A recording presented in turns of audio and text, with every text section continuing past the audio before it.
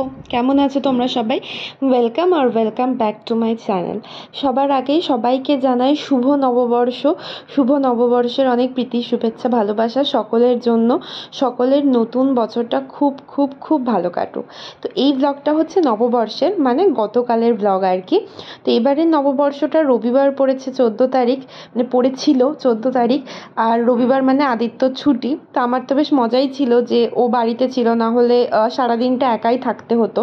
যদিও ওর সন্ধেবেলা মানে বিকেলবেলা একটা ক্রিকেট ম্যাচ আছে, ও বিকেল থেকে থাকবে না, তাও আর কি সারাদিনটা তো আছে, এই ভেবেই আনন্দে ছিলাম। তো সকালবেলা বাইরে এসেছিলাম, ব্যালকনিতে একটু দাঁড়িয়েছিলাম, রোজই চা খেয়ে একটু দাঁড়াই। তো আজকে এসে দেখি আম্বেদকর জয়ন্তীর জন্য এখানে একটা র্যালি বেরিয়েছিল আর কি, বাইকে করে। সেটাই বেশ কিছুক্ষণ দাঁড়িয়ে দাঁড়িয়ে দেখলাম। আর গরমটাও কিন্তু ভালোই পড়ে গেছে। তোমাদের ওখানে কীরকম গরম পড়েছে অবশ্যই কমেন্টে জানিও কিন্তু। তো দাঁড়িয়ে দাঁড়িয়ে র্যালি দেখছিলাম, হঠাৎ করে ফোন চলে এলো যে আমি বিগ বাস্কেট থেকে আর কি কিছু জিনিস অর্ডার দিয়েছিলাম, সেগুলোই দিতে আসবে, ডেলিভারি বয় ফোন করেছিল। তো আদিত্যকে বললাম একটু যাও গিয়ে নিয়ে নাও। তো ওটাই ও নিচ্ছে আর কি, কিছু সবজি আরও কিছু গ্রসারি অর্ডার করেছিলাম। অ্যাকচুয়ালি আদিত্যকে বললাম চলো একবার বেরোই, কিন্তু ঘুম থেকে উঠতেও দেরি হয়ে গেছে। আর তো বললো যে আর বেরোতে ভালো লাগছে না, একটু অর্ডার করে দাও, সেই জন্যই অর্ডার দেওয়া আর কি। মা বলতো ছোটোবেলায় যে বছরের প্রথম দিন যেটা করবি সেটা কিন্তু সারা বছর করতে হবে। আর বছরের প্রথম দিনই আমরা দুজনে বহু লেট করে ঘুম থেকে উঠেছি, তো সারা বছরটা যে কীরকম কাটতে চলেছে সেটা এখন থেকেই বুঝতে পারছি আর কি। তবে এবারে বিগ বাস্কেট থেকে, মানে এই প্রথমবার আমার বিগ বাস্কেট থেকে গ্রসারি মানে সবজিগুলো এত খারাপ এসেছে যে কি বলবো। আমি এটা কমপ্লেনও লজ করলাম, কিছু করার নেই, মানে সবজিগুলো খুবই খারাপ। আর মানে শুকনো মনেই হচ্ছে একদম বাসি। ফুলকপিটা তো খুবই খারাপ এসেছে। আর আলুগুলোও সাইজে একদম পিদ্দি পিদ্দি, খুব ছোটো ছোটো দিয়েছে। ইভেন শসাটাও খারাপ ছিল, খুবই শুকনো ছিল আর কি।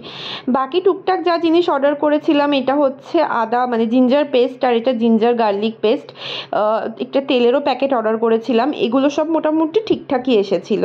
আর এখানে আদিত্য ম্যাগি রান্না করছে অ্যাকচুয়ালি। সকালবেলা ব্রেকফাস্টে হবে হচ্ছে ফ্রাইড ম্যাগি। এখানেও একটুখানি সবজি ফ্রিজে পড়েছিল, যদিও সেগুলো প্রায় শুকিয়েই এসেছিলো। তো এগুলোকেইও কুচি কুচি করে কেটে ভেজে নিচ্ছে, দেন তার মধ্যে ম্যাগি ফ্যাগি দিয়ে ওই আর কি ম্যাগিটা বানাচ্ছে। আমি ড্রয়িংয়ে বসে এখন এখানে অ্যাকচুয়ালি আজকের মেনুটা তোমাদেরকে বলি। আজকের মেনু হচ্ছে বিরিয়ানি আর চিকেন।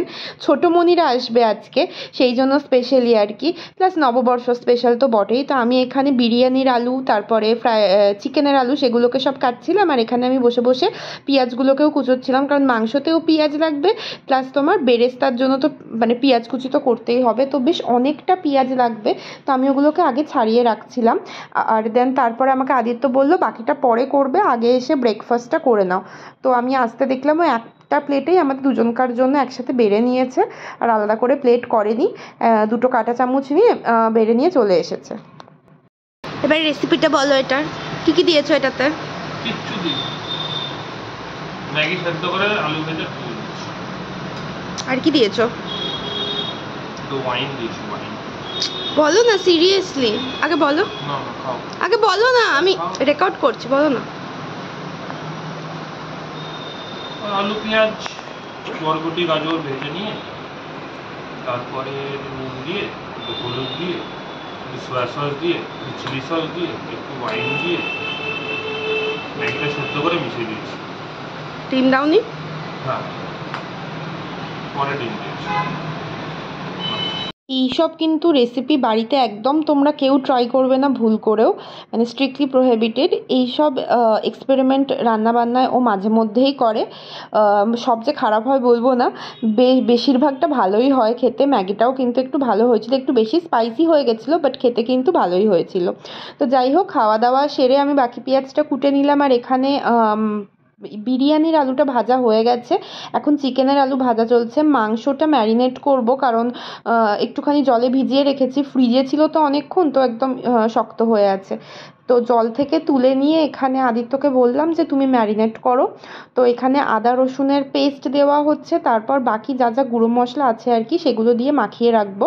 এই যে হলুদ গুঁড়ো, লঙ্কা গুঁড়ো, জিরে গুঁড়ো, ধনে গুঁড়োটা আমি একদমই অল্প করে দিয়েছি, যেহেতু মাংসটা বিরিয়ানিতে মানে একেবারে কষিয়ে নেবো, দেন এখান থেকেই মাংসটা তুলে বিরিয়ানিতে দিয়ে দেবো। আর কিছুটা মাংস রেখে দেবো, চিকেন কষা মতো হবে আর কি। যদিও কষা নয়, চিকেন কষাতে আলু যায় না, আমি একটু আলু দিয়ে চিকেন দিয়ে একটু গ্রেভি গ্রেভি মতো করব। আমি একদম বিরিয়ানিটা শুকনো খেতে পারি না, আমার সঙ্গে একটু মানে আমার তার সঙ্গে একটু চিকেনের কোনো প্রিপারেশন চাই, যেটাতে একটু গ্রেভি গ্রেভি হবে, যেটা দিয়ে আমি বিরিয়ানি রাইসটা মাখিয়ে খেতে পারবো আর কি। এটা আমার অভ্যাস। তো সেই জন্যই বিশেষ করে আরও করা হচ্ছে, কারণ আদিত্যর বা অন্য কারো সেরকম কিছু প্রবলেম হয় না। আর যেহেতু এটা বিরিয়ানিতে যাবে, তাই এখানে আমি একটু বিরিয়ানি মশলা দিয়ে দিচ্ছি। আর টক দই বাড়িতে ছিল না, তো আদিত্য একটুখানি লেবু কেটে সেটা দিয়ে দিল। টক দই থাকলে তো খুবই ভালো হতো। আর একটু সর্ষের তেলও ওপর থেকে দিয়েছিলাম। দেন এটাকে ম্যারিনেট করে ঘন্টাখানেক মতো রেখে দেবো, তারপরে এটা রান্না করব, কারণ ওদেরও আসতে বেশ লেট হবে। আর আজকে ব্রেকফাস্টটাও যেহেতু লেট করে খাওয়া হলো, সেই জন্য খেতেও একটু দেরি করেই খাবারটা খাবো।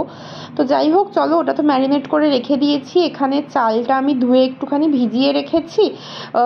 কিছুক্ষণ পরে মানে ভাতটা বসিয়ে দেবো। আর এখানে পেঁয়াজ সমস্ত কাটা হয়ে গেছে, ওটা হচ্ছে মাংসের পেঁয়াজ। আর এখানে আমি বেরেস্তা ভাজার জন্য বসিয়ে দিয়েছি। বেরেস্তায় আরও একটু তেল দিলে ভালো হতো, কিন্তু আমি একটু অল্প তেলেই ভাজছি, একদম প্রপার বেরেস্তা যদিও হবে না, ওই আর কি, যাই হবে আর কি সেটাই। তো চলো, বাকি কাজগুলোও কিছু টুকটাক কাজ আছে, সেগুলোও করে নিই। স্নান করে আজকে পুজোও দিতে হবে, কালকে পুজোর জন্য অনেকগুলো জিনিস কিনে এনেছি। বাড়ির গোপালটা আমার কাছে আছে, তো তার জন্য জামা কিনে এনেছি, তো সেসব করতে হবে।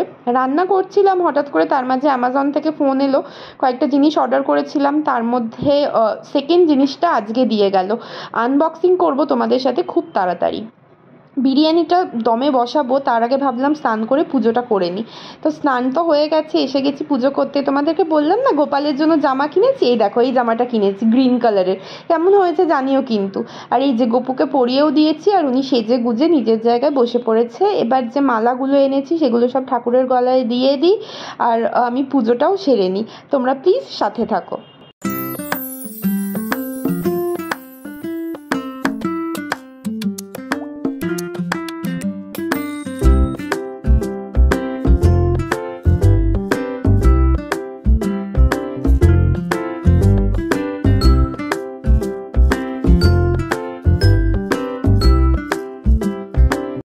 পুজো তো আমার কমপ্লিট, তোমরা দেখতেই পেলে। এখানে এসে দেখি আদিত্য চিকেনটা কষাতে অলরেডি শুরু করে দিয়েছে।